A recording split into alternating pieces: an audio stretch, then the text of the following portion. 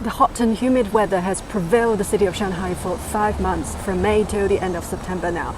And this is quite abnormal compared to the past few years, especially from the beginning of August till now. Almost every day has been above the 35 degrees plus. Most of the time there's no wind, and then more frequently downpours will sweep the city in the afternoon.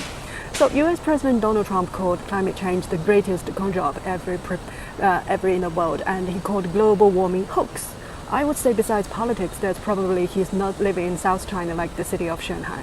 And in the past 20 years, the summer is at most 4 months, but now it's at least 5 months. And most of the time, the temperature perches at the degree of 35 or above throughout May to September. And in the past, we used to wear long sleeves in September and May, but now our wardrobe is full of summer wears. And some media jokes that somebody have to wear the summer clothes too long and it's all being worn out. And he's struggling whether he would buy something new. And this week, one of my colleagues in Canada asked his family member to develop me a box of snacks to share in the office, and opened the pack. The almond chocolate is melted and stuck together again. I can't tell the original shapes of the snacks, but I also thanked him for the gifts thousands of miles away. Then he paused for a few seconds and said, "Oh, I forgot the heat in Shanghai now because it's 15 degrees in Canada now." He thought September should be a cool time, but the routine thought in Canada obviously failed to apply in Shanghai now. And when Donald Trump denied the global warming, NASA is telling the world that climate change encompasses global warming. It refers to wider spectrums of changes that are happening to our planet, including rising sea levels, shrinking mountain glaciers, accelerating ice melting, and shifts of flower and plant blooming times.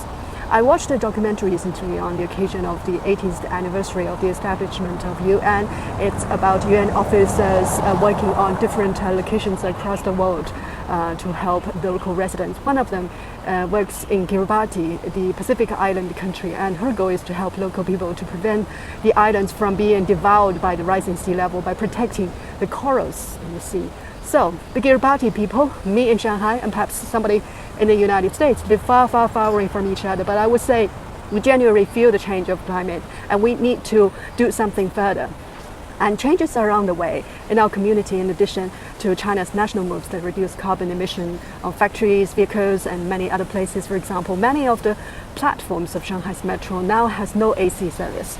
Although it's still cool in carriages, but temperatures on the platforms are just as high as outside. It's a bit feel like old London Underground.